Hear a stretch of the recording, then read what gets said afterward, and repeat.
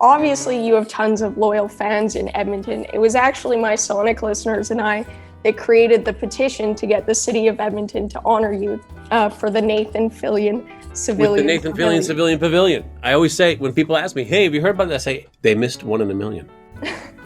Yes, we did. So my name is Lauren Hunter. I work for Sonic 1029 in Edmonton. Hey, I know Edmonton. Yes. Local. Absolutely. Tell us a little bit about your character in the Suicide Squad, T.D.K.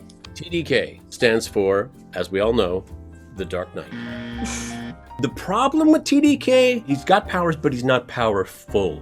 I think that leads to his vulnerability, which is his overconfidence.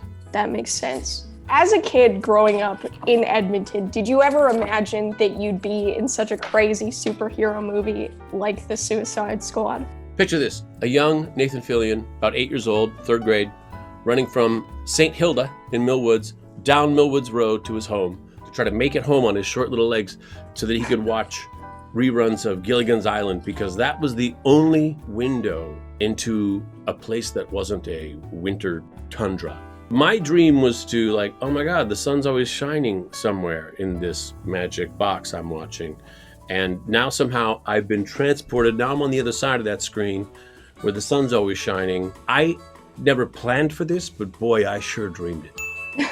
Obviously, you have tons of loyal fans in Edmonton. It was actually my Sonic listeners and I that created the petition to get the city of Edmonton to honor you for the Nathan Fillion Civilian With the Nathan Fillion Civilian PAVILIon. I always say, when people ask me, hey, have you heard about that? I say, they missed 1 in a million. Yes, we did. Edmonton wants to know, though, what are your thoughts on it?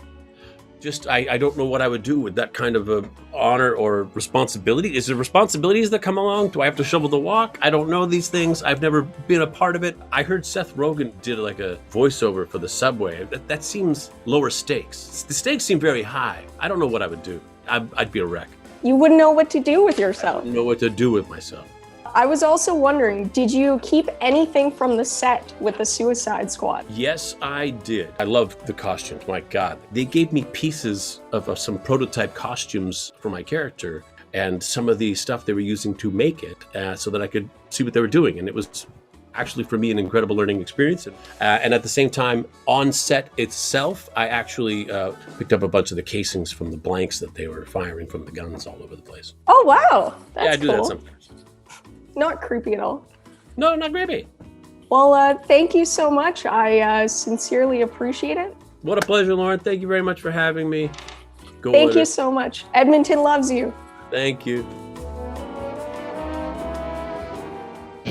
Sonic 1029.